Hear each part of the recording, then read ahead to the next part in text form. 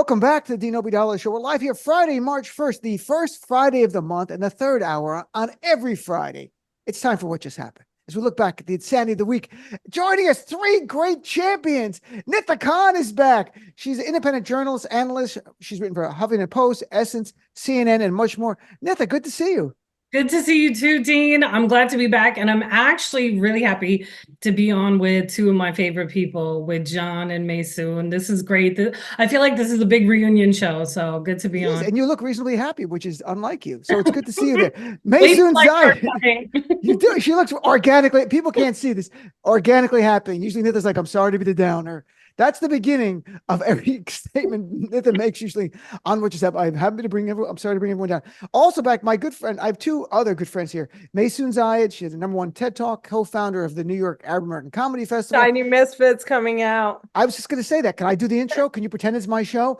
Okay. Shiny Misfits is coming out in April. Her brand new graphic novel. Are you guys going to fight this whole time? Is it going to be like this the whole time, guys? Really? It's not fighting. It's bickering. And Dean, no, when I come on the show, I'm the Kathy Lee to your Regis. I am, but the brown Kathy Kelly Lee to your Mark. Yeah. All right. So, I am, what was her football playing husband? I can't remember his name. But anyway, Kathy Lee, Maysoon Zayid, welcome back.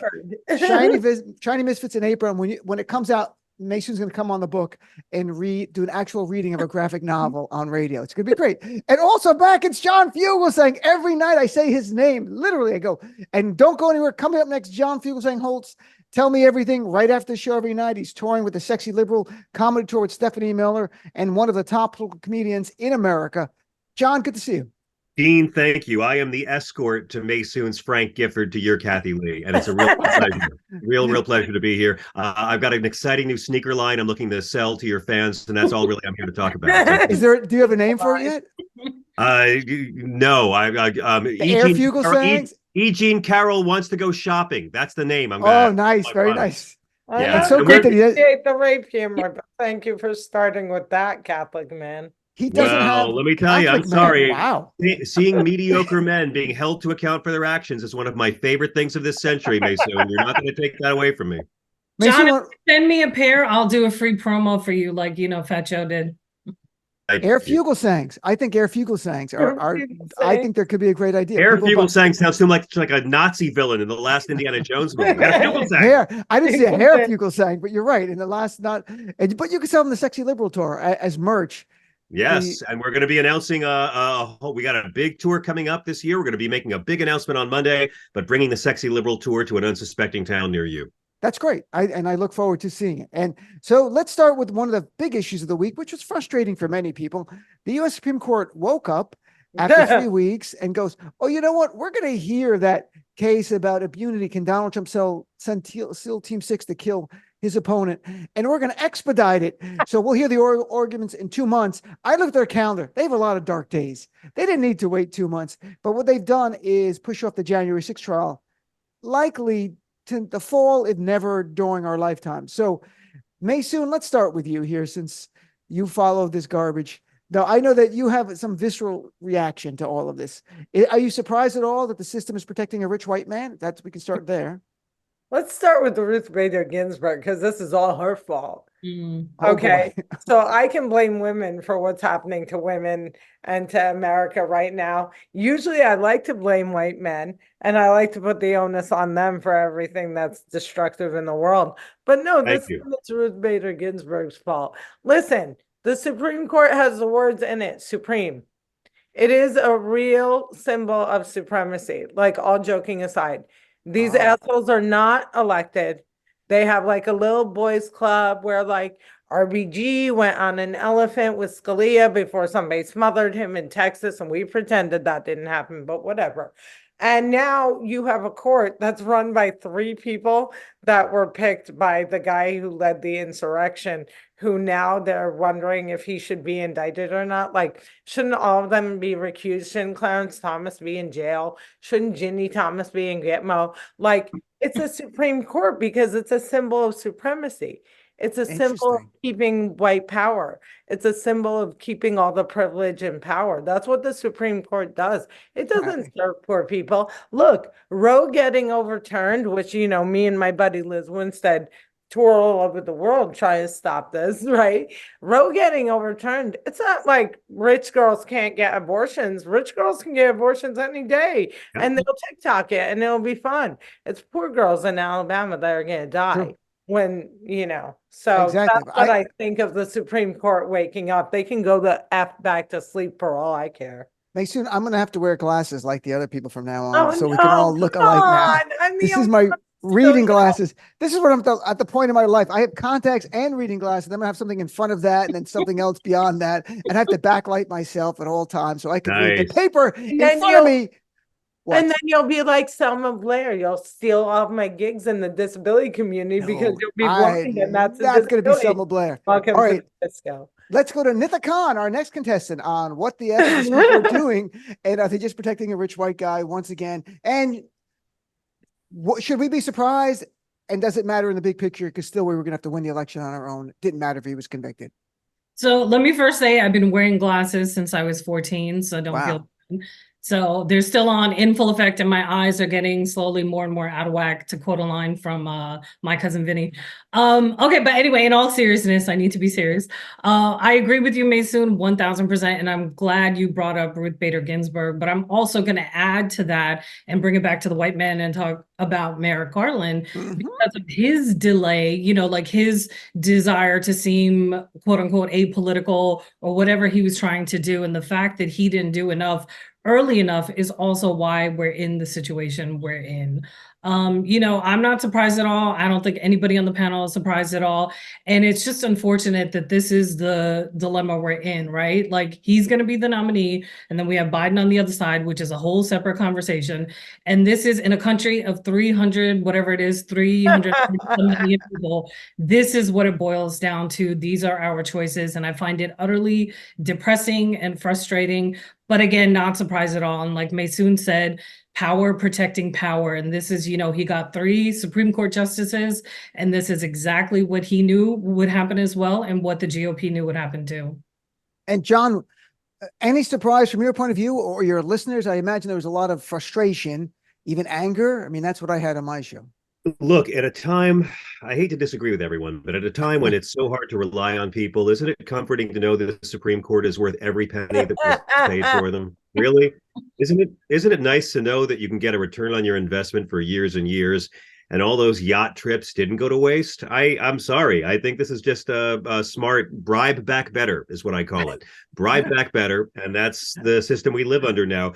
A Supreme Court where the 6-member majority are 2 of them appointed by Bush, who the majority of Americans voted to keep out of the White House. 3 of them appointed by Donald Trump, who the majority of Americans voted to keep out of the White House, and 1 by George H.W. Bush, who opposed the 1964 Civil Rights Act.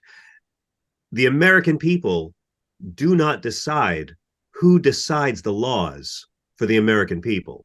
So I feel like I'm not surprised, but I know there's a temptation to blame Ruth Bader Ginsburg or to blame all kinds of people, but no one ever wants to talk about the group of guys that never get credit. The swing state voters in 2016 who were too pure to vote for Hillary Clinton. These guys, I love third party, nothing wrong with it. I voted third party, but because I have this birth defect and I care about democracy, I only vote third party in safe blue states. But Lincoln was third party. It's not bad. Jill Stein, whatever, but these special dude bros, and I say that because most of them don't have uteruses, who were too pure to compromise their saintly vote for a corporatist, incrementalist, neoliberal like Hillary Clinton in 2016. Because of these guys and their God almighty purity test, we have this Supreme Court covering for January 6th. We had January 6th. We had a reality show racist landlord president clown who lied to all of us during a plague and caused America to have the highest death toll of any advanced nation. We pulled out of the Iran deal. I could go on all day, but we don't give enough credit to these guys. Their Jill Stein votes in swing states were like a horrible STD that keeps getting worse every year, and they gave it to all of us. So God bless them. And now this year, I get to be the dude bro, and I can't wait for it. This year, we're the dude bros. We're going to sacrifice democracy. We're going to talk about that in a second. I was just gonna push back a little bit, John. So here comes pushback. I know. Oh my God. Bring it, Nida. Bring it. So is it on the quote unquote dude bros or whoever voted third party, or is the onus on the Democratic Party itself and the leadership and on Hillary during that election to have done a better job to reach out to those voters, to listen to their concerns, and to Of also course. go to places like Wisconsin, Michigan. Hillary could have gone to Yes, Michigan, and she talked to dropped the Muslims. ball. No. Okay, well, let me get one thing at a time. I'm not here to defend. I'm not a Democrat. I've never belonged to a political party in my life. The Clinton campaign will tell you the polling indicated they didn't need to go back to Wisconsin and Michigan, and that's why they chose to spend their resources elsewhere. And I'll take them at their word. And we can blame all day. Ms. Clinton was not my first choice, but I did support her and campaign very hard for her. So I respect that argument. But at the end of the day, it's the people who say no, lesser of two evils. Let me tell you, half of adulthood is choosing between the lesser of two evils. Picking your dessert is choosing the lesser of two evils. The lesser of my two evils believes in climate science and democracy and that women are people. So, Right. yes to everything you've said. There's so much blame to go around. I'm just saying, let's give those purity test guys in 7 swing states the credit they deserve. And so I'm saying again, you had like 70 million Americans who were like, we want the racist rapist. I Yeah. put the onus on them before I put them Thank on the you. dude bros. Yes. Just because again, I'm going to be the dude bro this year, so now I have to protect. So let's talk about it's what just happened, and we're continuing our conversation with Nida Khan, Maysoon Zayid, and John Fugelsang. So speaking of that, in Michigan, the primary was on Tuesday. The Listen to Michigan campaign wanted people to vote uncommitted. They'd said they'd hope for 10,000. They got a little over 100,000. To remind people, in 2016, Hillary Clinton, we just spoke of, lost the state by 10,000. Biden won by 150,000. So right now the question is sending a message. I will add to this, in Washington state yesterday, the biggest union there endorsed uncommitted as well. And for 2 reasons. One was they don't think Biden could win, but Gaza was a big part of it. And I just wrote an article for MSNBC all about this. The uncommitted coalition, while Arabs and Muslims got the press, the other people who are really a part of this coalition are the core of the Democratic Party. Over 1,000 black pastors wrote a letter to Biden about this. The AME Church, one of the biggest black denominations, a week ago said to stop, to push for ceasefire. And they also said no more military aid to Israel. So this is becoming more and more a mainstream view. 80% of Democrats in a recent poll, 75 to 80% want a ceasefire. So Maysoon, let's go to you first, since you're one of the brown bros here that are going to be affecting the 2024 election. Brown brownies. The brown. So what can you share viscerally about what people are feeling? Because I want people to get, this is not a purity test. This is not 2016. No. This is very personal. I think Biden should be very grateful that Michigan did what they did, because the people that I've spoken to, that's the warning shot, the nonviolent warning shot. That's them saying, you will lose this state. This is how many people are not going to vote for you. And you know what your numbers are. And you know that you need us. And you know that you sent your campaign people and your representatives. And, VP is going to go and we don't care. You've gone too far. But also, this is what I said during my last appearance. This is way bigger than Muslims, Palestinians, Arab Americans. Disabled people are very angry that we are sending billions of dollars to mass disable hundreds of thousands of kids overseas while they're not getting home-based health care. They're not getting zero insulin. They know that Israel has socialized health care and that they don't. And these are the things that they're trying to say, is that, like, you need to stop wasting our money on genocide or you're not getting our vote. And I think those 100,000 people were the people that can be swung. You cannot swing me. There's no swinging me. There's no ignoring Americans stuck in Gaza and only caring about Americans of a certain faith getting out during like a extraordinarily violent time. There's no not caring about American citizens being picked off. There's no not caring about journalists. And for me, you know this, Dean, you're not going to bring back the tens of thousands of Palestinians, 10,000 children, the babies. You can't bring it back. I can never in my life vote for Joe Biden. And this goes back to Nida, when she said, it's not my job to save America. I tried. I saved America in 2016. I saved it in 2020. I ended up with a genocidal maniac who watches children die and sends more weapons instead of saving American lives and feeding American children and dealing with an unhoused problem that the entire rest of the world looks at as like, what is even happening in your country? He can't win me back. He can win that 100,000 back because they went to vote. They went to vote to say, we'll go. I won't even go. Well, you live in New Jersey, a pretty deep blue state, so there's that privilege here to do that. I have It's the time to people in the move battleground states. I'm sorry? I have time to move and register. It's I'm not. not advocating you doing that. Nitha, what is your take? Because look, it's very raw for the Palestinian community. I will tell you this: James Carville, who's no bleeding heart liberal, he's more of a moderate liberal, moderate Democrat, was on CNN and MS the day before the vote saying, I'm paraphrasing, but this is the essence. I don't think Biden gets it. This is not a hand. He said, this is not snot-nosed Ivy League kids. He goes, this is the entire base. He goes, there's a fight within the party. And he even invoked the 1968 Democratic Convention with anti-war protests. He goes, this convention is in Chicago. This has got to be wrapped up cleanly and got to get done before that. And look, that he was just raising alarm bells because he wants to win. And I want to win. We have to defeat Trump. So Nitha, what is your take, my friend? So I couldn't have said it better than Maysoon just did. And for a lot of us, I think we struggle. Well, first of all, let me say and I know you have been too, we've been talking about this since October. Like I wrote a piece in October saying that Biden lost a big swath of his base. And it wasn't only Arabs, Muslims, but especially, of course, progressives, but especially young people, the younger generation, millennials, what is it, Gen Z? I'm so old, I can't even remember. A lot of Gen numbers, the Z, X, W, Y. Yeah, but they're right. A lot of young people. Right. A big swath of his support. And at the end of the day, this is not the Republican Party, right? They're not the pro-war, let's go invade, let's go here. We have to remember that when Obama ran for the presidency in 2008, 2007, 2008, he ran on anti-Iraq platform. He emphasized that everywhere he went. I would vote against the Iraq war. I'm against the Iraq war. He campaigned on closing down Gitmo. He knew what he needed, even though that didn't happen, but there's reasons, General Kelly stopped that from happening. But there are reasons why he wasn't able to do the things that he was at least campaigning on, but he was smart enough to know that he needed to campaign on it. He knew who the base was of the Democratic Party. And so I'm like, this is not, to me at this point, Biden is no different than George Bush. Like every time he speaks, I have the same visceral reaction I do than when I hear George W. speak. And I've had this conversation with many. Interesting. I didn't know that. Many people. Oh my gosh. And I'm so president of my lifetime. Worst president of my lifetime. Look, to be fair, Biden did some great stuff on domestic policy. That's horrific. Right?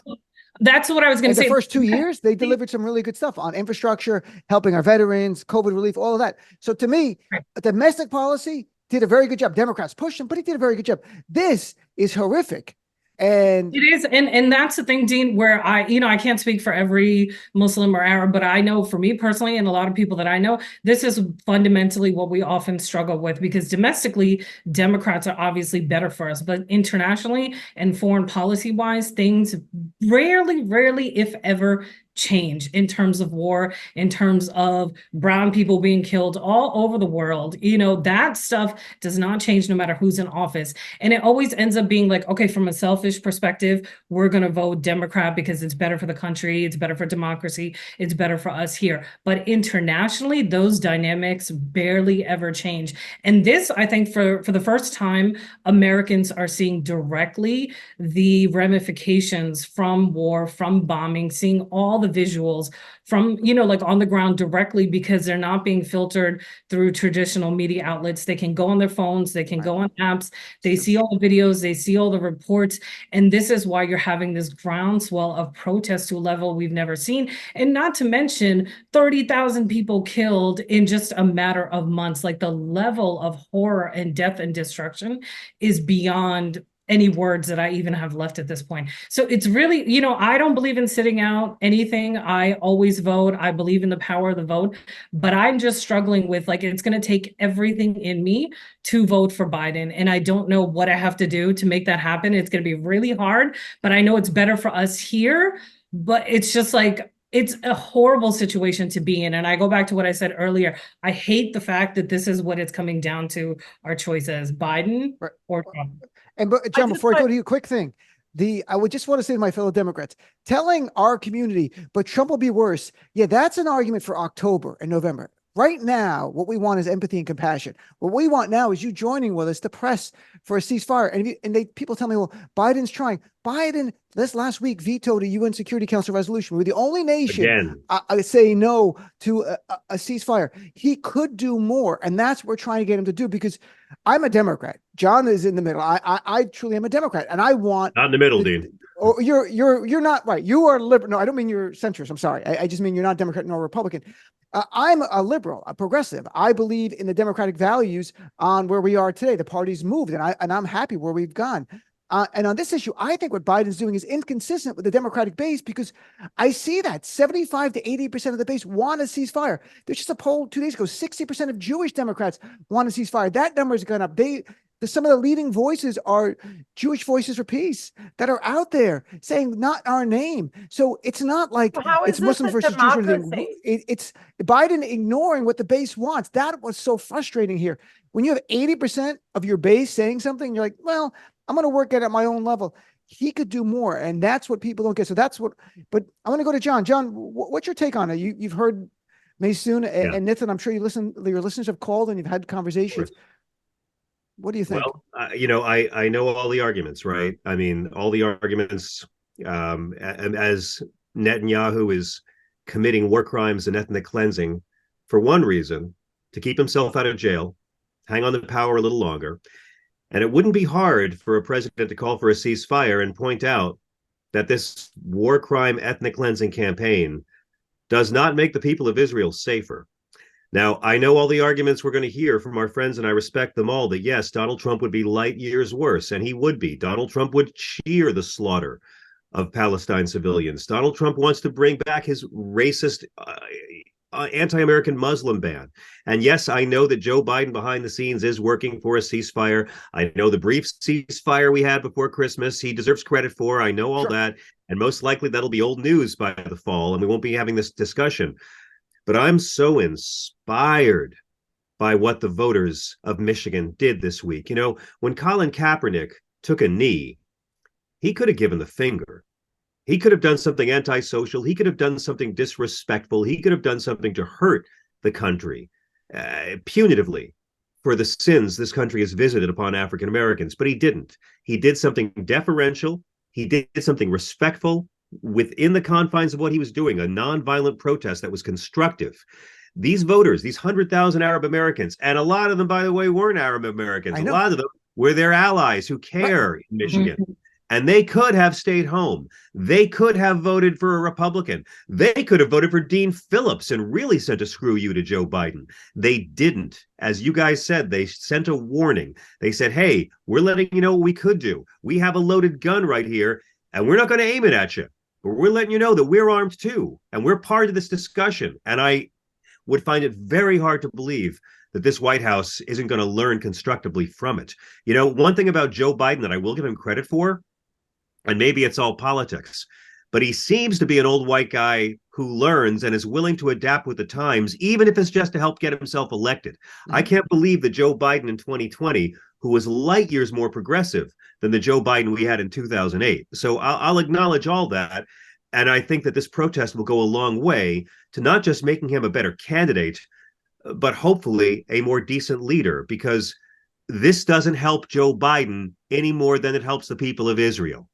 John, I have to say, so incredibly offensive to even slightly suggest that Joe Biden has done anything to save a single life or to work on a ceasefire. I'm sorry, I'm Palestinian. I just got back. I know, Maysoon. I know absolutely. I'm speaking to the argument. I'm speaking to the argument. I know absolutely everybody behind the scenes. Joe Biden does not want a ceasefire. Joe Biden wants us to continue. Joe Biden wants a canal. He wants the Beacon Canal. He wants to be Truman.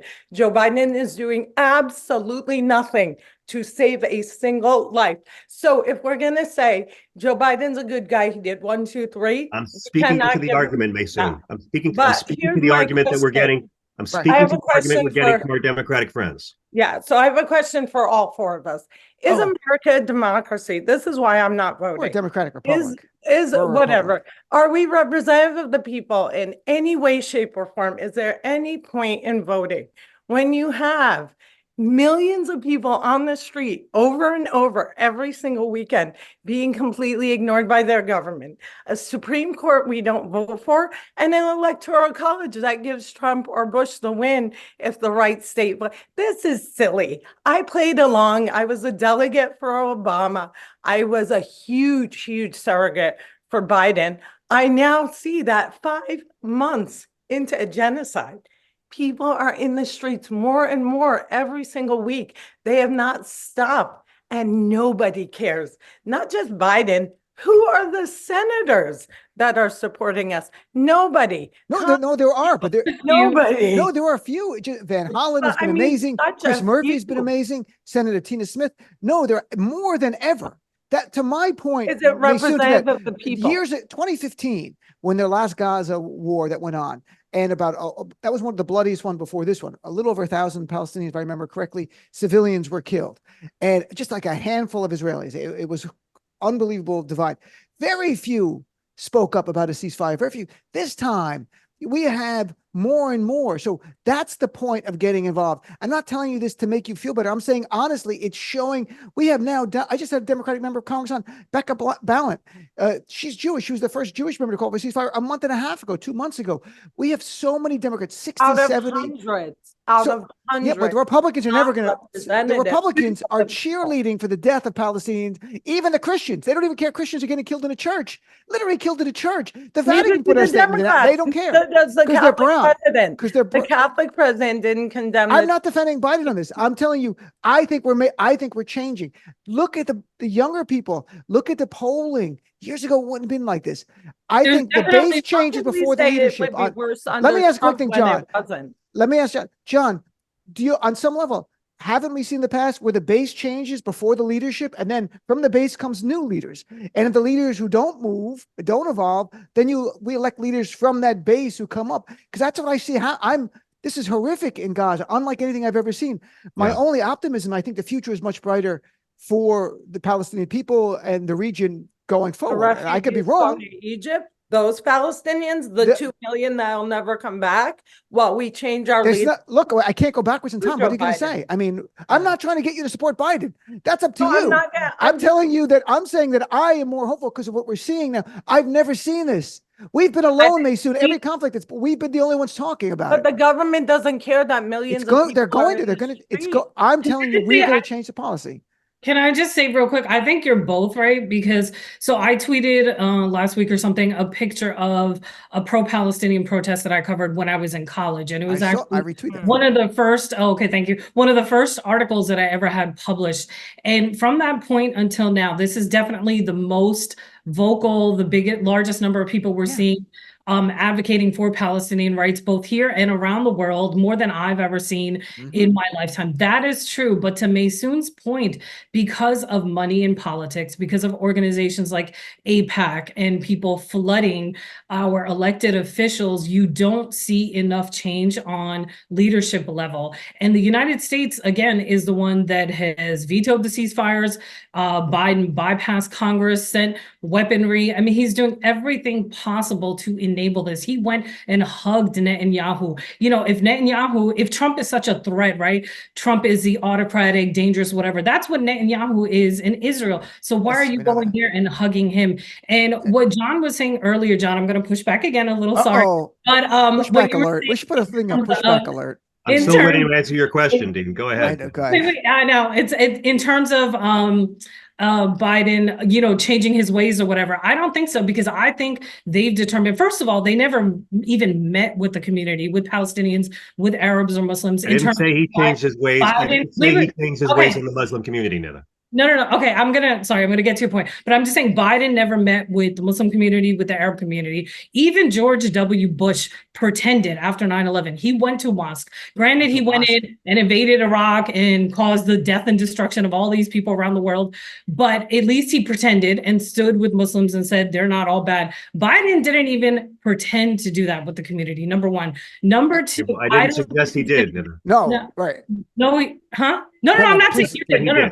Please. No, I'm not saying you, not you at all. I'm not saying you, John. I'm just making this point on the show, not you. What I was saying to your point about Biden altering, listening to the base and listening to the votes in Michigan and the uncommitted and changing his way, I don't think he's going to do that, because if you look, I think they've calculated. I didn't say he would. Right, John was saying he evolved on other inspired by what issues. they Right. did. Right, John, and I agree with the John on this. No evolving, but hang on, I want to go to John for a second. But I'm trying to say my point that I don't think he's going to change his ways, because I think he and his team have calculated that they're going to try and go after those disaffected Republicans who are not voting for Trump, and that's why you're seeing him go down to the border, trying to placate to that base. I think they've decided that the ones who are going to come with us are going to come with us, and the ones who are objecting, like Maysoon and I, they can decide for themselves, do they want Trump or do they want this? And I think they've ignored us and kind of pushed us to the side. And you saw that even in the coverage of Michigan. Like, yeah, there was coverage,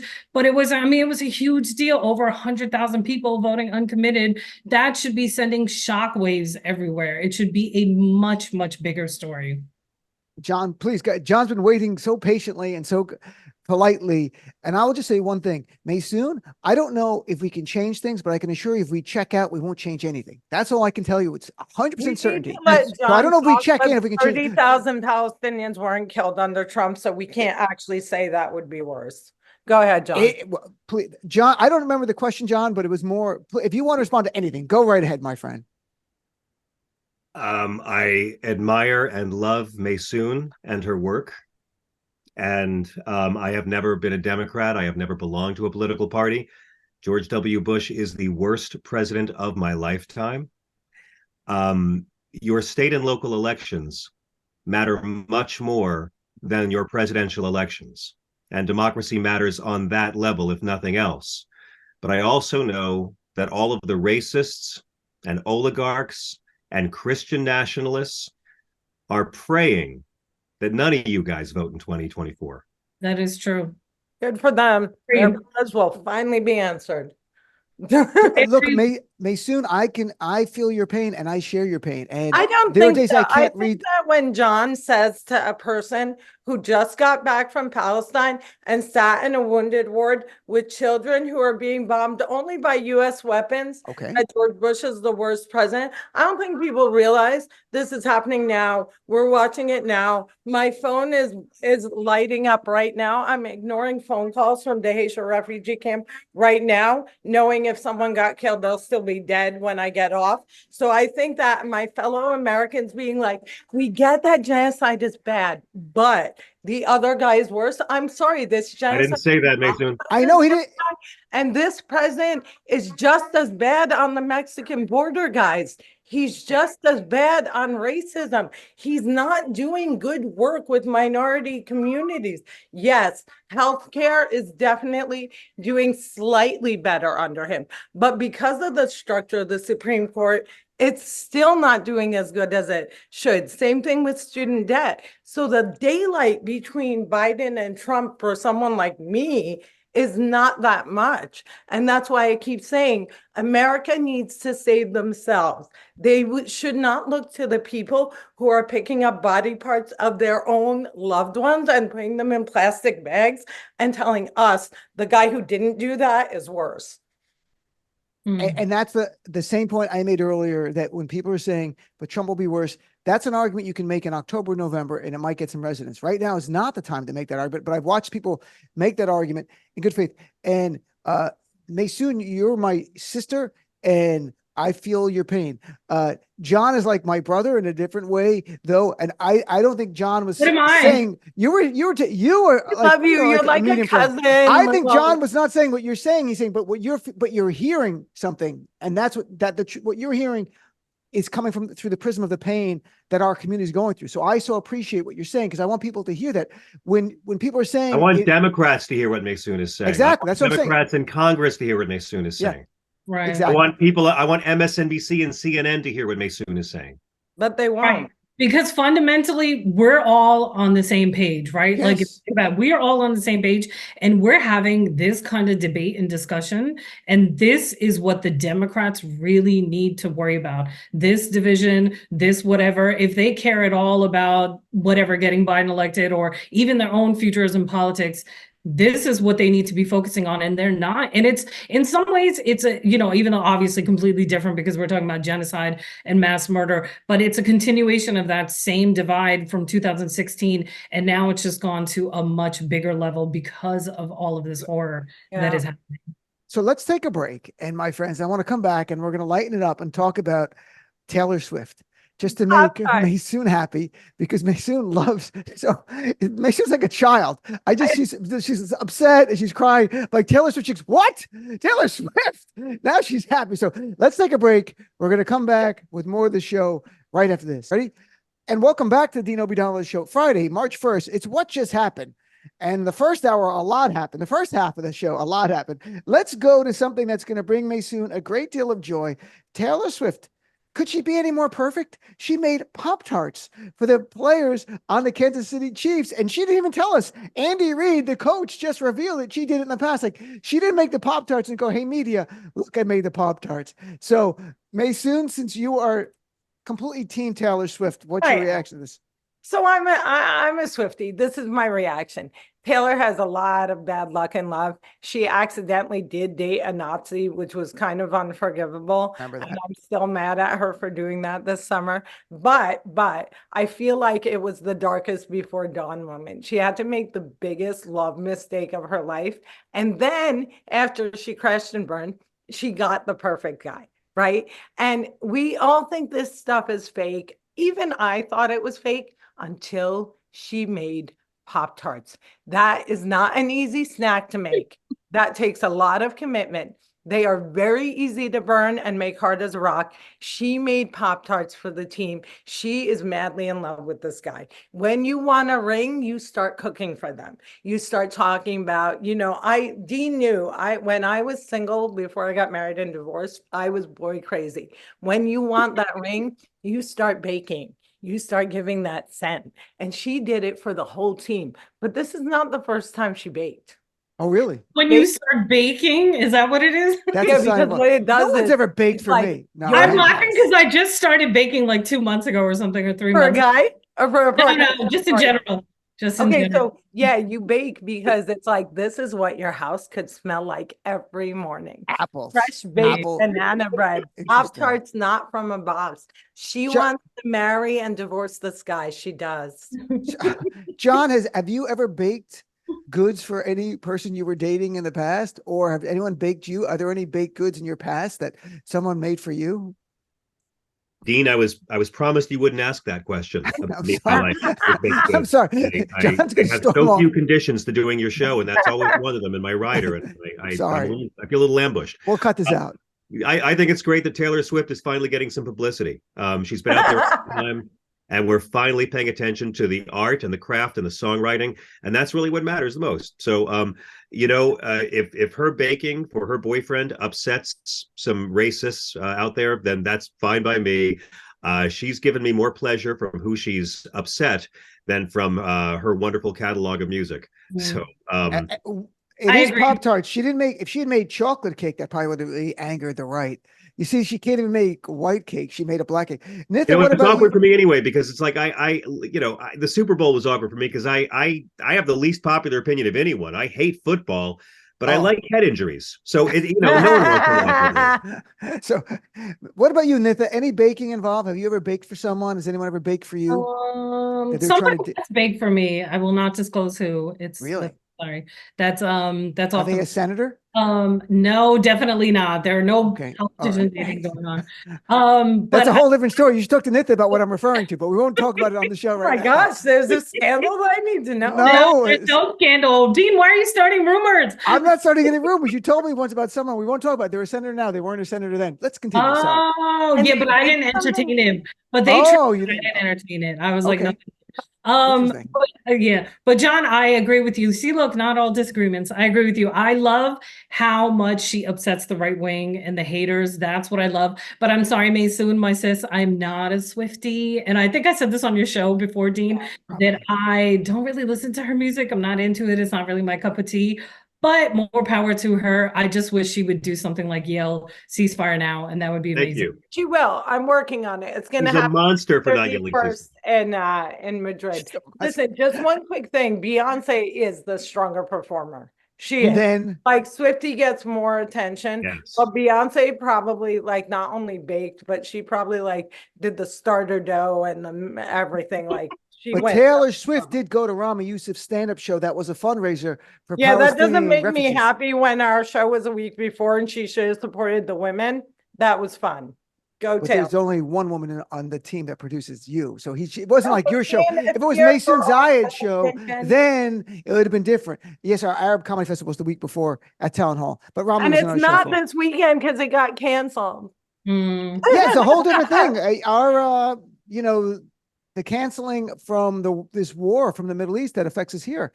Our Arab Comedy Festival was supposed to be this week in New York, and the comedy club that we were having it in told us, no, we're not going to do it now. We don't think it's a good idea. Really? What? Wow. Yeah. Seriously. 5 shows, 3 serious? nights, Yep. 20 Yep. comics, all gone. Maysoon's lost a lot of gigs during this time. I've and lost so many gigs, corporate gigs, progressive women's associations canceling me for calling Genocide Joe. But Dean, this is your show. What kind of Pop Tarts did Taylor Swift bake? Apple?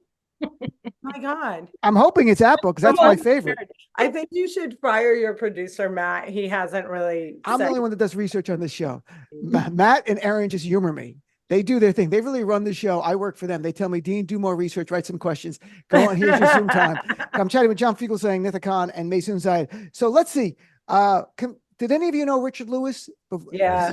Oh, you guys did. So he passed away this week, as we know. He was fighting. I didn't realize he had Parkinson's 3 years ago. I saw the video that he put out after his tour, and he looked really drawn. I didn't know that about him. I didn't know that he had been ill. He was a staple on Curb Your Enthusiasm. I remember Richard Lewis the first time, the Young Comedian special on New Year's Eve when I was like a kid, and we couldn't go out, and we would just watch it on HBO. And I never saw anyone like him. I love stand-up comedy, but it's like he was neurotic and in your face and over the time, talking about things that were like real. And I'm like, wow, what is this? And Howie Mandel was in it. It was the same one. And Howie was really funny putting the head, the surgical glove on his head, which later we know now was because of germs. I think he did that. But it's kind of interesting. So, John, you said did you know him? Did you ever perform with him? I knew him. I don't know if I ever performed with him, but he was incredibly kind and supportive to me over the years, and I got to hang out with him several times and see him live. And as great as he was on TV, seeing him live was indescribable. And I think he influenced me tremendously, more than I ever admitted. Carlin was the guy who influenced me the most, but in terms of wearing black all the time, having bad looking long hair and gesticulating wildly and bringing your neuroses to the forefront, I don't know if anyone's ever influenced me more. So many bad habits I have come from Richard, because he didn't care about having every syllable be tight. He was willing to let it just overflow. And he really did something that I think everyone can take a page from. He took all of his pain and neuroses and everything that made him fucked up at a time when that wasn't cool. Right. This is the 80s, Right. It was different. He took his pain and turned it into gold. And he showed that in the act of not being better than your most fucked up tendencies, you can make other people feel less alone. And in that sense, his craft was spiritual and revolutionary. And he really, really, more than any comic I can think of, turned pain into gold for people he'll never meet. Mm-hmm. And so many comics were given permission to embrace their neuroses and find the humor in it, because there's no better way to heal. I mean, what Richard did is better for your healing than all the talk therapy and drugs you could ever have. And he was in pain for a long time. He had a lot of surgeries. He was having a really hard time walking. His life was really, really diminished. I'm deeply sad that he's lost. He was only 76, and I always thought there'd be one more album. But I hope that people will listen to his albums, because his long form stuff is just so wonderful and so worthwhile. And his disorganized craziness had such a discipline to it. And on a writing perspective, I think we could all learn something from that too. And John, you make such a good point about he was people are used to comedian, like Gary Goldman did a whole special on being depressed. People are used to that today. That was not what was going on. The 80s was like Jerry Seinfeld, quintessential observational stuff, which was almost sterile and standoffish. You're right. I didn't even think of that till now. No rough edges. Yeah, he laid the pathwork for the comedy that we know today, which is so much a lot of pain turning into comedy. Maysoon, did you? He was a Jersey boy. First of all, he was yeah. He went to Dwight Englewood, and I was I studied comedy, so I loved people like Stephen Wright and all those guys, even if it wasn't my my groove. But I was with Mark Summers at his show on Broadway, My Life in Slime, which everyone should see. And that's where I found out that Richard Lewis died. And it shocked me because us as comedians were always like, oh my God. And the one time I got to perform, like I didn't get to hang out with him, but on the same bill, he was like kind and cool to the people who were much like lower level. But what I will say is this. My entire reaction to celebrities dying and a single person dying, even a 27-year-old, has changed now because I'm surrounded by so much massive death that when I think of someone reaching 76 and doing all these albums and influencing all these people, I can't stop thinking about all the influence that's gone, all the voices like Rifat the poet that are gone, or the musicians that are gone. So like, as my heart broke for Richard Lewis, I realized that I can no longer comprehend single death. So I'm so glad he gave so much to the world. And I'm so sad for all the kids that don't get to give anything, learn anything, be anything. I understand. And Nitha, do you want anything in the last minute? That was so well said, Maysoon. I'm like, I don't even know what to say after that. So I, of course, didn't know him personally, just, from seeing and watching and listening. But I did, because I'm a nerdy journalist, so I did just pull up a quote from him from this Variety interview in 2021, where he said, I've devoted my life to comedy and my sobriety for the last almost 27 years. I'm overwhelmed with joy right now. I never learned how to keep joy in my head for more than a minute, but I'm breaking all records for my life today. Which is a great quote. And to Maysoon's point, I wish everybody can live to do that and showcase their talent to the world. Great. So let's go. I just want to give you each a chance to plug what's going on. John, the announcements Monday on the Sexy Liberal Tour. What can you share with people who want to know more? Just that it's going to be Stephanie Miller, Hal Sparks, Frangela, myself, with special guests. Our guests over the years have ranged from Lily Tomlin to Nancy Pelosi to Dean Obeidallah has joined us on stage at these shows. Margaret Cho has done shows with us, and Aisha Tyler. A lot of great comics have been part of this tour. But it's the first big tour we've had since Trump's first year in office. So I'm really, really thrilled. And it's sort of like the blue collar comedy tour for smart, moral people. So Monday morning, the announcement goes up, all the cities go up, and come on down and be in a room with 2,000 other people who think and vote somewhat like you. It's the most morally and depraved party you can have. And of course, listen to John every night. Tell Me Everything with John Fugelsang right after the show, wherever you're listening, depending on the time. And Dr. Phil's on, and Dr. Phil tonight on our show. Maysoon, where can people find out more about your work and your books coming out next month? Again, congratulations. So shinymisfits.com, you can pre-order the book. You can pre-order the audio book that has some amazing celebrity voices on it. But my two big gigs, since everything's getting canceled, I'm using my time to fundraise. March 8th, I'm in Yonkers raising money for Doctors Without Borders. And March 19th, I'm at Joe's Pub. And everyone can get all the information at maysoon.com, just like the month of May is coming soon. Maysoon.com, March 8th and March 19th. If you can't come to the gigs, you can still donate. And Nitha. I love it. So you can just find me venting and posting shenanigans on Twitter. So it's or X, I should say, Nida Khan NY. And thank you for having me on. And John, sorry we ganged up on you, but I love you. And Maysoon, my heart is with you and your loved ones right now. I want to thank all of you. And next time, John, I'm going to do whatever I can so I can join the ganging up on. John, it was great having you on. We Nitha love and you, John. Maysoon. We really do. Everyone does love you. It's a love white fest, but it's a difficult time. And John understands. He's an empathetic, compassionate person. He gets what's going on. He understands the pain. I want to thank you guys so much for being on. We'll take a break and come back with more of the show.